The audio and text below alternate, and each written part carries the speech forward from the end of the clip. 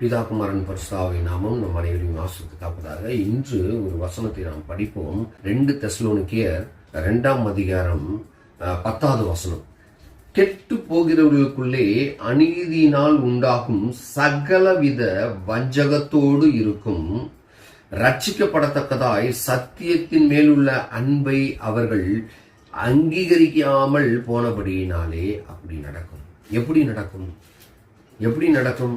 நாம் உலகத்தில் வாழ்கிற காலத்திலே நாம் ஆண்டவராகிய இயேசு கிறிஸ்துவை குறித்து நாம் கேள்விப்பட்ட பிறகும் அவர் வழியிலே நாம் நடக்காமல் போகும் பொழுது இப்படி நடக்கும். நான் மறுபடியும் இந்த வசனத்தை நான் படிக்கிறேன். கெட்டு போகிறவர்களுக்குள்ளே அநீதியினால் உண்டாகும் சகலவித வஞ்சகத்தோடும் இருக்கும். நாம் கெட்டு போகிறவர்களாக நாம் இந்த உலகத்திலே வாழ்கிறோமா, இல்ல ஆண்டவராகிய இயேசு கிறிஸ்துவை அறிந்ததினாலே அவர் சொற்படி நடக்கிற பிள்ளைகளாக நாம் வாழ்கிறோமா என்று நாம் பார்க்க வேண்டும்.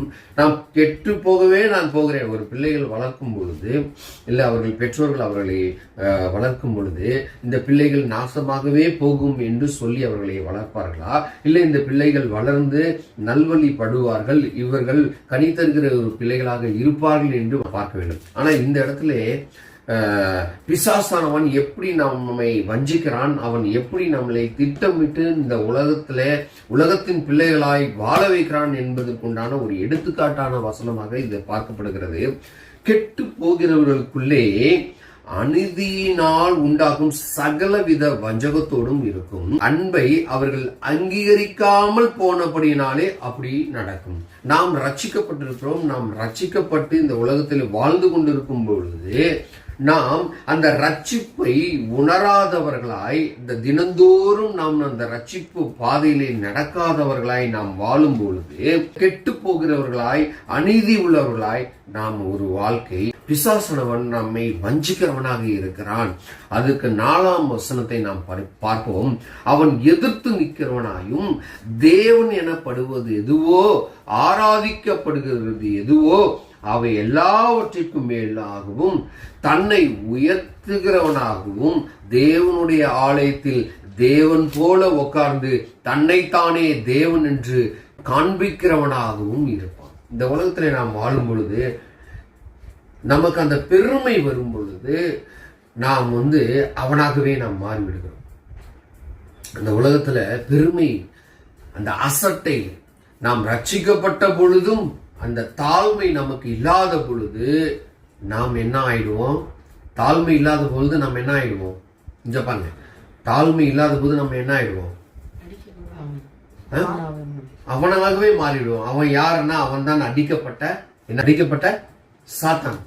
அவன் கால் என்னது, அவன் தலை என்ன பண்ணது? ஆண்டவராகிய இயேசு கிறிஸ்துவினாலே நசுக்கப்பட்டிருக்கிறது. நான் மறுபடியும் இந்த வசனத்தை படிக்கிறேன். அவன் எதிர்த்து நிற்கிறவனாகவும், அவன் எதிர்த்து நிற்பான், எல்லாத்துக்கும் எதிர்த்து நிற்பான். இப்ப பெற்றோர்களுக்கு எதிர்த்து நிற்கிற பிள்ளைகளை நாம் பார்க்கிறோம். அந்த பிள்ளைகள் எப்படி இருக்கிறார்கள்னா, அந்த சிந்தனை, கெட்ட சிந்தனை வரும்போது என்ன பண்ணுவாங்க? எதிர்த்து நிற்பான்.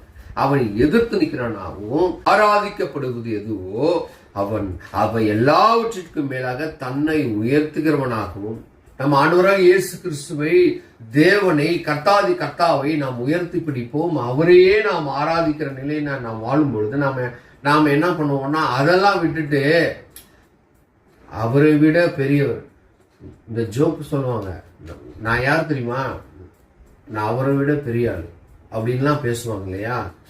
நீங்க ஏன் அவரை போய் பார்த்தீங்க? அவரை விட பெரிய ஆள் நான் இங்க இருக்கும் போது நீங்க ஏன் அவர்கிட்ட போய் பேசுனீங்க? என்கிட்ட வந்தாவே இந்த காரியத்தை முடிச்சுப்பேன். இந்த கவர்மெண்ட் இந்த இது ஆஃபீஸ்க்கெல்லாம் நீங்கள் போனீங்கன்னா என்ன சொல்லுவாங்கன்னா, நீங்கள் ஏன் அவர்கிட்ட போய் கேட்டுட்டு இருந்தீங்க? நீங்கள் என்கிட்ட தானே இங்கே வரணும், நான் தானே செய்து கொடுப்பேன். இதை அந்த பெருமையை நான், ஓ சரி பரவாயில்ல, என்கிட்ட வந்துட்டீங்களே, நான் முடிச்சு கொடுத்துறேன், டோன்ட் வரி அப்படின்னு சொல்றது எப்படி? நீங்கள் என்கிட்ட வந்தால் நான் செஞ்சு கொடுப்பேன், நீங்கள் அங்கே போய் பேசிட்டு இருந்தால் நான் எப்படி செய்ய முடியும்? நிறைய பேர் இந்த வார்த்தைகள், போஸ்ட் ஆஃபீஸில் கூட நான் போய் இந்த இந்த இதுக்கெல்லாம் போய் பணம்லாம் எடுக்கிறதுக்கு நான் போய் நின்னோம்னா, நீங்கள் அவ்வளோ நேரம் அந்த கவுண்டரில் நின்னா இங்கே வந்தால் தானங்க பைசா கிடைக்கும், அப்படிலாம் பேசி நான் பார்த்துருக்கேன். ஸோ அந்த பெருமையின் ஆவி அப்ப மேலாக தன்னை உயர்த்துகிறவனாயும், தேவனுடைய ஆலயத்தில் தேவன் போல உட்கார்ந்து, கர்த்தராகிய இயேசு கிறிஸ்து இந்த உலகத்தை படைத்திருக்கிறார். அவருக்கே எல்லா துதியும் கனமும் மகிமையும் நாம் செலுத்த வேண்டிய நிலையிலே ரட்சிக்கப்பட்டவர்களாகிய நாம் இருக்கும் பட்சத்துல நாம வந்து இப்ப என்ன பண்ணிட்டு இருக்கோம், ஊர்ல இருக்கிறவங்களை எல்லாம் என்ன பண்ணிட்டு இருக்கோம், உயர்த்தி பேசிக்கிட்டு இருக்கோம். அவரை மறந்துகிறோம். சிருஷ்டிகரை மறந்து சிருஷ்டிப்புக்கெல்லாம் நாம என்ன பண்ணிட்டு இருக்கோம், வணங்கிட்டு இருக்கோம். அப்ப நீ உன்னுடைய வணக்கம் வந்து உன்னுடைய கழுத்து யாருக்கு வணங்குகிறது? அதுதான் வந்து இஸ்ரவேல் மக்கள் வணங்கா கழுத்து உள்ளவர்களாய் நம்ம என்ன பண்ணிட்டு இருக்கோம். இந்த பொண்ணுக்கும் பொருளுக்கும் இந்த பணத்துக்கும் நாம் வந்து நம்மளுடைய கணத்தை தலையை நாம் வணங்கி கொண்டிருக்கிறோம். கர்த்தராகிய கிறிஸ்துவை நாம் பார்க்கிறதே இல்லை. கர்த்தராகிய கிறிஸ்துவை நாம் என்ன பண்றது இல்லை, பார்க்கிறதே இல்லை. அப்ப நாம் அவரை பார்க்கும் பொழுது, அவருக்கு நாம் துதி கனம் மகிமை செலுத்தும் பொழுது, அவரை நாம் விசுவாசிக்கும் பட்சத்துல நாம் அவருடைய பிள்ளைகளாய் இருப்போம். அது பின்வரும் வசனத்தில் நாம் படித்தோமானால், அவன் தன் காலத்திலே வெளிப்படுத்தும்படிக்கு இப்போது அவனை தடை செய்கிறது இன்னதென்று அறியீர்களா? நீங்க அறியாம இருக்கீங்களே. நீங்க ஆண்டவருடைய பிள்ளைகளாய் இருக்கும் பட்சத்தில் கண்டிப்பாக நீங்கள் அதை அறிந்து கொள்ள வேண்டும். அவன் உங்களை வஞ்சிக்கிறான் என்பதை நீங்கள் தெரிந்து கொள்ள வேண்டும். அப்ப இங்க பாருங்க, அடுத்த வசனம், அவனை கர்த்தர் தம்முடைய வாயின் சுவாசத்தினாலே அழித்து தம்முடைய வருகையின் பிரசன்னத்தினாலே நாசம் பண்ணுவார். அந்த பிசாசானவனை கர்த்தருடைய வாயிலிருந்து வருகிற வார்த்தை, அந்த சுவாசம் அவனை என்ன பண்ணும், வீழ்த்தும். அவர் வருகையிலே அவன் முற்றிலுமாக அழிக்கப்படுவான். இதை தொடர்ந்து நான் ஒரு வசனம் வாசிக்கிறேன்.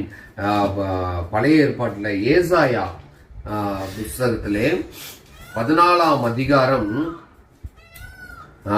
11வது வசனத்திலிருந்து நான் வாசிக்கிறேன்.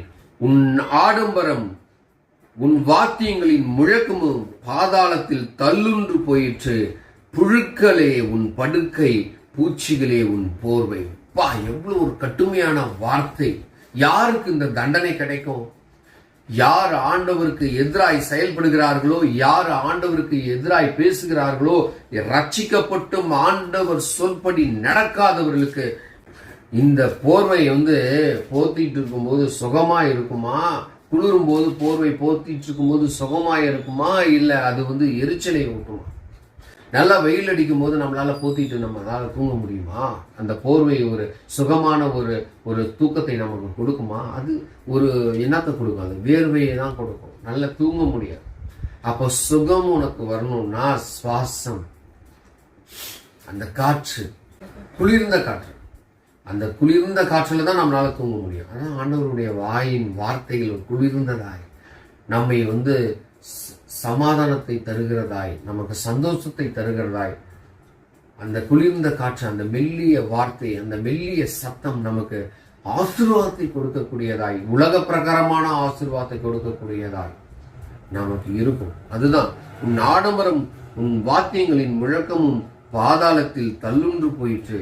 உன் ஆடம்பரம், நம்ம இந்த வாழ்க்கை வாழ்கிறோம், இந்த உலகத்துல வாழ்கிற வாழ்க்கை ரொம்ப ஆடம்பரமான ஒரு வாழ்க்கை நாம் வாழ்றோம். கார்ல போறோம், நம்ம தேவையானதெல்லாம் நம்ம வாங்கி சாப்பிட்றோம். அதாவது தேவைக்கு அதிகமாய் செலவு செய்வதும், தேவைக்கு அதிகமாய் நாம் எது செய்தாலும் அது என்னன்னு சொல்லப்படுகிறது, ஆடம்பரம் என்று சொல்லப்படுகிறது. அந்த ஆடம்பரமான வாழ்க்கையும் உன் வாத்தியங்களின் முழக்கமும்.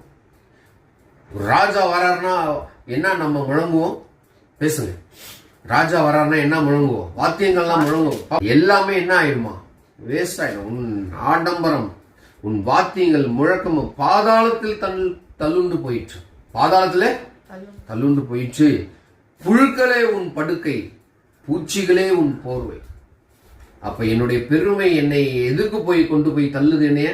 என்னுடைய படுக்கையை புழுக்களாக மாற்றுகிறது. சம்டைம் வந்து நம்ம வீட்டில் வந்து சரியா நம்ம டஸ்ட் பண்ணாம படுத்தோம், பெட்டை சரியா உதறிட்டு படுத்தோம்னா ஏதாவது எறும்பு வந்து என்ன பண்ணும், கடிச்சு நம்ம தூக்கத்தையே கெடுத்து. அதுதான். அப்ப நம்ம ரொம்ப அவேரா இருக்கணும். நம்ம படுக்கும் போதும் நம்ம இடத்த நம்ம வந்து என்ன பண்ணணும், சுத்தமா வச்சுக்கணும். நீ பகல் ஃபுல்லா நீ வேலை செய்துட்டு வந்துட்டு இரவு தூங்கும் பொழுது சரியான நித்திரை இல்லை என்றால் உனக்கு வியாதி வரும். வியாதி வந்துச்சுன்னா நம்ம வாழ்க்கையில என்ன போயிடுவோம், இந்த உலகத்தை நாம் இழந்து. இங்க பாருங்க அடுத்த வசனம், அதிகாலையின் மகனாகிய விடிவெள்ளியே, நீ வானத்திலிருந்து விழுந்தாயே, ஜாதிகளை ஈனப்படுத்தினவனே, நீ தரையிலே விழ. அதிகாலையின் மகனாகிய விடிவெளியே, நீ வானத்திலிருந்து விழுந்தாயே. ஜாதிகளை ஈனப்படுத்தினவனே, நீ தரையிலே விழ வெட்டப்பட்டாயே. கர்த்தர் அவனை வெட்டி இந்த பாதாளத்துல என்ன பண்ணாரு? அவனை தள்ளி அடைத்தார். அப்ப அவன் பெருமை அவனுக்குள்ள இருக்கு, அவனுக்குள்ள தீங்கு விளைவிக்கிற அந்த எண்ணங்கள் இருக்கு, மற்றவர்களை காயப்படுத்துகிற, மற்றவர்களை கஷ்டப்படுத்துகிற எண்ணங்கள் அவனுக்குள்ள இருக்குமானால் அந்த எண்ணங்களையும் அந்த சிந்தனைகளையும் நாம் கை கொண்டு நாம் அதன்படி நடந்தால் நாம் யாருடைய பிள்ளைகள் என்று சொல்லப்படுவோம்? ஆண்டவருடைய பிள்ளைகள் என்று சொல்லப்படுவோமா, இல்ல செத்த பிசாசின் பிள்ளைகள் என்று சொல்லப்படுவோம்?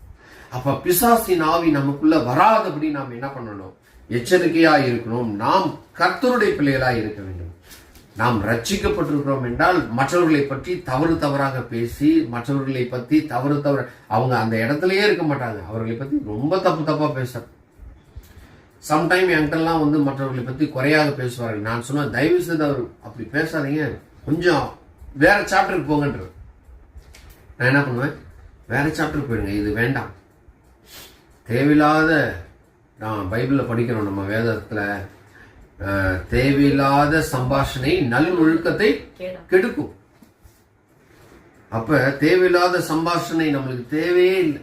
மற்றவர்களை குறைத்து நாம் மதிப்பிடக்கூடாது, மற்றவர்களை தவறாக பேசக்கூடாது. அதுவும் இந்த ஃபேமிலியில எல்லாம் அது அடிக்கடி நடக்குது, திருச்சபையில அடிக்கடி நடக்குது. ஓகேயா? அப்ப நாம் அவனுடைய பிள்ளைகளாக இருக்க விரும்புகிறோமா, இல்ல ஆண்டவராகிய இயேசு கிறிஸ்துவின் பிள்ளைகளாக இருக்க விரும்புகிறோமா? அப்ப ஆண்டவராகிய இயேசு கிறிஸ்துவின் பிள்ளைகளாக நாம் இருக்கிறோம் என்றால் அவர் கொடுத்த ரட்சிப்பை நமக்காக அவர் மரித்தார். அவர் மரித்து இன்றைக்கு உயிரோடு இருக்கிறார். நாம் அவர் உயிரோடு இருக்கிறார் என்ற அந்த சந்தோஷத்துல நாம் அவரை ஆராதிக்க வேண்டும். அவருக்கு நாம் நன்றி செலுத்த வேண்டும். அவருக்கு நாம் நன்றி செலுத்த வேண்டும். அவருடைய பிள்ளைகளாய் முற்றிலுமாக மாறும். அவர் கொடுத்த அந்த தியாகத்திற்கு நாம் எண்ணற்ற ஈடாக கொடுக்க முடியும். நன்றி என்ற ஒரு வார்த்தை மாத்திரமே சொல்ல முடியும். ஆனால் தான் நான் சொல்றேன், அதிகாலை எழுந்து ஆண்டவரை நாம் துதிக்க வேண்டும். அதிகாலை எழுந்து கர்த்தரை நாம் துதிக்கும் பொழுது, அவரை ஆராதிக்கும் பொழுது, கர்த்தர் நம்மளுடைய ஜெபங்களை கேட்கிறவராகவே இருக்கிறார். கர்த்தர் நம் ஜெபத்துக்கு அவர் பதில் தருகிறவராகவே இருக்கிறார். அதனால 2 தெசலோனிக்கேயர் 2ஆம் அதிகாரத்துல அந்த 10ஆம் வசனம், கெட்டு போகிறவர்களுக்குள்ளே அநீதியினால் உண்டாகும் சகலவித வஞ்சகத்தோடும் இருக்கும். சகலவித வஞ்சகம் அவர்கள்ட்ட இருக்கும். இவர்கள் மற்றவர்களை ஏமாற்றணும்னு நினைக்கும் போது கண்டிப்பாக அவர்களும் ஏமாற்றப்படுவார்கள். நீங்கள் யாரையும் குற்றம் சுமத்தாதீர்கள், நீங்கள் குற்றவாளிகளாய் தீர்க்கப்படுவீர்கள். அதனால நாம் யாரையும் என்ன பண்ணக்கூடாது? குற்றம் தீர்க்கக்கூடாது. அதே போல கர்த்தர் நம்மை ரட்சித்தார். அதனால ரட்சிக்கப்படத்தக்கதாய் சத்தியத்தில் மேல் உள்ள அன்பை நாம் கடைபிடிக்க வேண்டும். அவர்கள் சத்தியத்தின் மேல் உள்ள அன்பை அங்கீகரிக்காமல், சத்தியத்தை அறிந்தும் அறியாமல் இருக்கிறவர்கள் கண்டிப்பாக எங்க போய் அடைக்கப்படுவார்கள்? பாதாளத்திலே சங்கிலினாலே, அந்த செத்த பாம்பை போல, அந்த சாத்தானை போல, அதிகாலையின் மகனாகிய விடிவெள்ளி போல நாமும் என்ன பண்ணுவோம்? அவனோடு சேர்ந்து அடைக்கப்படும்.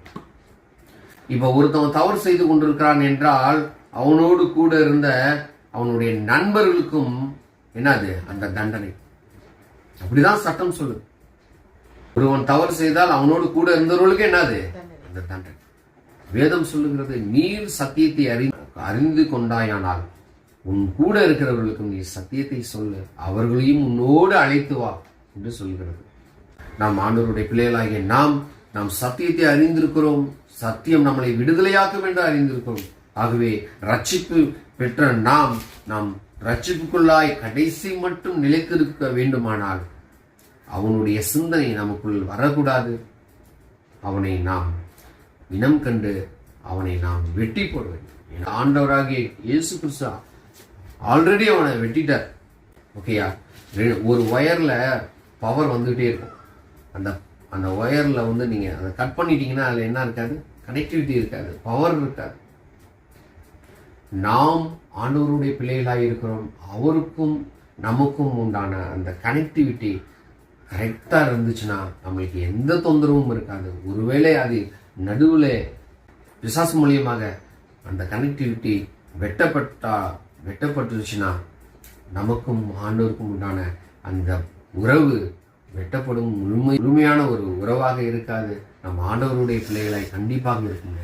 ஆகவே நாம் கர்த்தருடைய பிள்ளைகளாய் இருப்போம். அவருக்கும் நமக்கும் உண்டான அந்த உறவை, அவருக்கும் நமக்கும் உண்டான உறவிலே நிலைத்திருப்போம்.